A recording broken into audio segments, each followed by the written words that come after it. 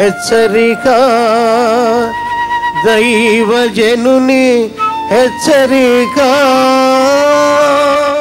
యెషయా 61వ అధ్యాయం మొదటి నుంచి చదువుతున్నాను, వినండి.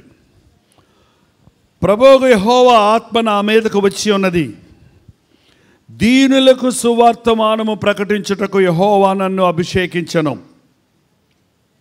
నలిగిన హృదయములు గల వారిని దృఢపరచుటకు, చెరలోనున్న వారికి విడుదలను, బంధించబడిన వారికి విముక్తి ప్రకటించుటకును, యెహోవా హితవత్సరమును మన దేవుని ప్రతిదండన దినమును ప్రకటించుటకును, దుఃఖాక్రాంతులందరినీ ఓదార్చుటకును, సియోనులో దుఃఖించు వారికి ఉల్లాస వస్త్రములు ధరింపజేయుటకును, బూడిదకు ప్రతిగా పూదండను, దుఃఖమునకు ప్రతిగా ఆనంద తైలమును, భారభరితమైన ఆత్మకు ప్రతిగా స్తుతి వస్త్రమును వారికిచ్చుటకును ఆయన నన్ను పంపి ఉన్నాడు. దేవుడు తన కుమారుని లోకంలోనికి పంపించాడు. దేవుడు లోకమును ఎంతో ప్రేమించను కాగా తన అద్వితీయ కుమారుని లోకంలోనికి పంపించాడు. ఎందుకు వచ్చాడు యేసు ప్రభు ఈ లోకంలోనికి? ఎందుకు యేసుక్రీస్తు ఈ లోకంలో జన్మించాడు, జీవించాడు, మరణించాడు, పునరుద్ధానుడై లేచాడు? ఈ లోకంలో మనుషులకి ఏంటి అవసరం? మరి మనిషిగా మనం ఈ లోకంలో సంతోషంగా ఆనందంగా బ్రతకాలంటే మనకేం కావాలి చెప్పండి? డబ్బు అంటారు కొంతమంది. డబ్బే గనక మన సమస్యలను తీరిస్తే మనకు కోటీశ్వరుడుగా యేసు ప్రభు ఈ లోకంలోనికి వచ్చి ఉంటాడు. వచ్చిన వాళ్ళందరికీ కోట్ల కోట్ల డబ్బులు ఇచ్చి ఉంటాడు. డబ్బు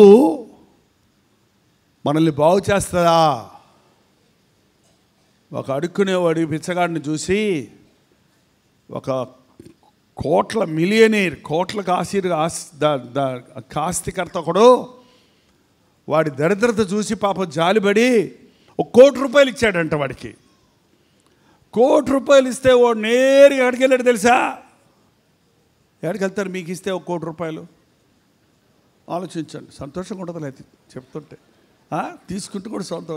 ₹1 కోటి వచ్చేసింది, ప్రభువా నీకు వందనాలు అంటారా? ఆ ₹1 తీసుకొని ఏం చేస్తారు చెప్పండి? కొంతమంది ముందు బట్టల కొట్టుకెళ్ళి పట్టుచీర కట్టుకుంటారు కదమ్మా, బంగారు కొట్టుకెళ్ళి 4-5 గొలుసులు కొనుక్కుంటారు, ఒక ఇల్లు కొనుక్కుంటారు, ఒక కారు కొనుక్కుంటారు. ఇంక తర్వాత ఏం చేస్తారు? మీ ఆయన వచ్చి ఈ డబ్బులు ₹1 నీకెందుకో, నాకు ₹1,00,000 నేరుగా ఎక్కడికి వెళ్తాడు? ₹1,00,000 తీసుకొని సారాయి కొట్టుకెళ్ళాడు. ఇప్పుడు ఏం కొట్టుకెళ్తాడు? బ్రాందీ షాప్కి వెళ్తాడు. నాటు సారాయి తాగను నేను, ప్రభుత్వ వారు సారాయి వద్దు నాకు, నేనేం తాగాలి? రిమ్ము, జిమ్ము, గిమ్ము అని ఉంటాయంట, ఫారెన్ సరుకు తాగుతానంటాడు అన్నాడు. ఏంటండి? డబ్బు రాగానే మనిషి చెడిపోతాడా బాగుపడతాడా? చెడిపోతాడు. డబ్బున్నోడికి దేవుడు గుర్తురాడు. మనిషికి అవసరమైంది డబ్బు కాదండి. డబ్బుతో అన్నీ కొనుక్కోవచ్చు. డబ్బుతో మంచం కొనుక్కోవచ్చు, నిద్ర కొనుక్కోగలవా? డబ్బుతో ఆహారం కొనుక్కోవచ్చు, ఆకలి కొనుక్కోగలవా? డబ్బుతో వస్త్రాలు కొనుక్కోవచ్చు, ఆరోగ్యం కొనుక్కోగలవా? మనిషికి కావలసింది డబ్బు కాదు. అంతేకాదు, ఉగ్రత ధనమున ఆస్తి అక్కరకే. నువ్వు రక్షించబడాలంటే, పరలోక రాజ్యం వెళ్ళాలంటే నువ్వు ఈ లోకంలో డబ్బుతో ఏ టికెట్లన్నా కొనవచ్చేమో కానీ పరలోకానికి టికెట్ మాత్రం కొనుక్కోలేవు. అట్లా కొనుక్కునేటట్టుంటే ₹1,00,000 టికెట్ అయినా కోటీశ్వరులు మాత్రమే పరలోకం వెళ్ళేవాళ్ళు. మనం మళ్ళీ ఎక్కడా దరిద్రులమే, అక్కడ దరిద్రులుగానే ఉంటాము. కానీ వెండి బంగారాలతో కాదు, మనల్ని ప్రభు రక్షించాడు తన విలువైన రక్తము ద్వారా. మనిషికి కావాల్సింది డబ్బు కాదు. మనిషికి కావాల్సింది ఈ లోకంలో ఉన్నటువంటి వస్తువాహనాలు కాదు. మనిషి హాయిగా ఉంటాను, నాకు అన్నీ ఉంటే, సొంత ఇల్లు ఉంటే హాయిగా ఉంటాను అంటే ఆయన ఒక రియల్ ఎస్టేట్ మేనేజర్గా వచ్చి ఉండేవాడు యేసు ప్రభు. వచ్చేసి అందరికి ఒక ఇల్లులు కట్టించి ఇచ్చేసిపోయి ఉండేవాడు. ఇల్లు ముఖ్యమా, ఇల్లాలు ముఖ్యమా? ఇల్లు ముఖ్యమా, ఇంటిలో సమాధానం ముఖ్యమా? కొంతమంది ధనవంతులకు ఒకటి కాదు, ఊరూరికి ఒక ఇల్లు ఉంటుందండి. అందుకే ఊరూరికి ఒక భార్య ఉంటుందట. చివరికి ఏ భార్యతో ఉండాలో తెలియక కోర్టులమ్మడి తిరుగుతూ నానా గందరగోళం బతికైపోతుంది. మనిషికి కావలసింది మనశ్శాంతి, మనిషికి కావలసింది సమాధానం, మనిషికి కావలసింది ఆరోగ్యం, మనిషికి కావలసింది జీవితపు యొక్క విలువలు తెలుసుకోవాలి. అందుకే యేసుక్రీస్తు మనిషిగా వచ్చాడు. అంతేకాదు మనిషికి కావలసింది రక్షణ, కాబట్టి ఆయన రక్షకుడిగా వచ్చాడు. ప్రార్థన, నాతో పాటు ఈ ప్రార్థనలో ఏకీభవించండి. పరిశుద్ధుడా, ప్రేమగల తండ్రి, మరొక చక్కటి సమయాన్ని మాకు ఇచ్చినందుకే వందనములు. బంధించబడిన వారికి విడుదల, చెరలో ఉన్న వారికి విడుదల, నలిగిన వారికి విడుదల, కృంగిన వారికి విడుదల అని నీవు ప్రకటించమన్న మాట ప్రకటిస్తున్నానయ్యా. ఆనాడు ఎండిన ఎముకలు కలిగిన లోయలోనికి ఎహెజ్కేలును తీసుకుని వెళ్ళి,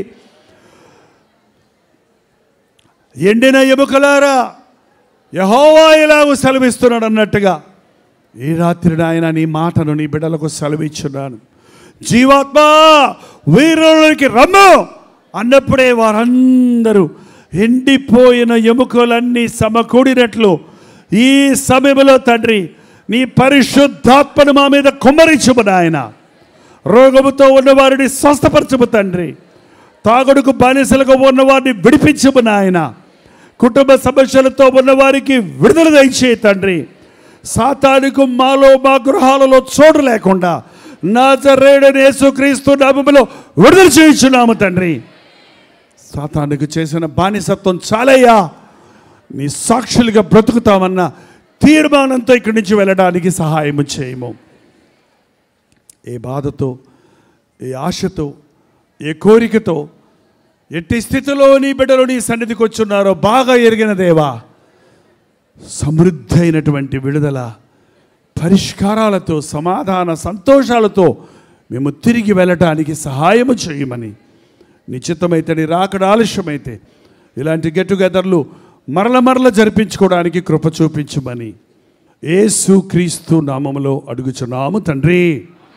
మన తండ్రి అయిన దేవుడి యొక్క ప్రేమయు, కుమారుడైన క్రీస్తు యొక్క కృపయు, ఆదరణకర్త అయిన పరిశుద్ధాత్మ యొక్క సహవాసమును కూడి వచ్చిన మనందరికీ ఇప్పుడును సదాకాలము తోడైయుండునుగాక.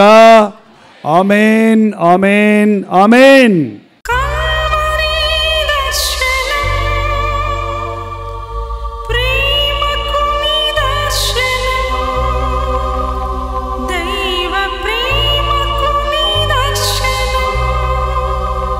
తెలుగు, తమిళ, హిందీ, మలయాళం, బెంగాలీ, ఒరియా అనే 6 భాషల్లో టెలివిజన్ ప్రోగ్రామ్స్ కొనసాగుతూనే ఉన్నాయి.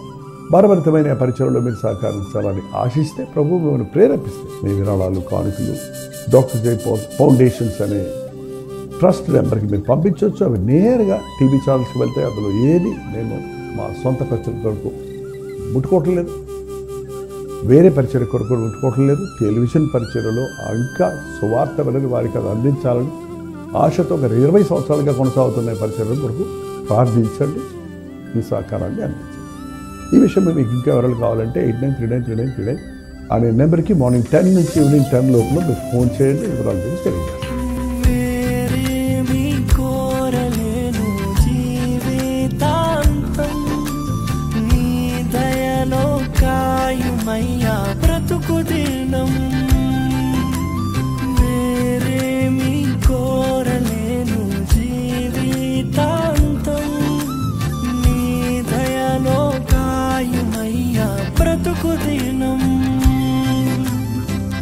నీలాంటి దైవం ఎవరు విశ్వమున లేనే లేరు, నీలాంటి దైవం ఎవరు విశ్వమున లేనే లేరు.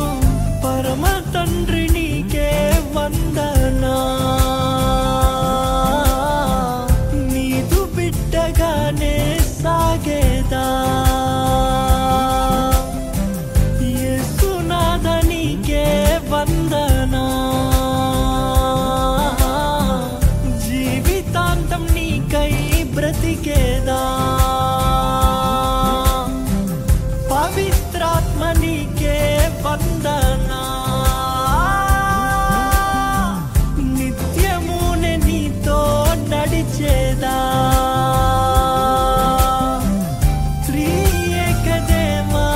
అందం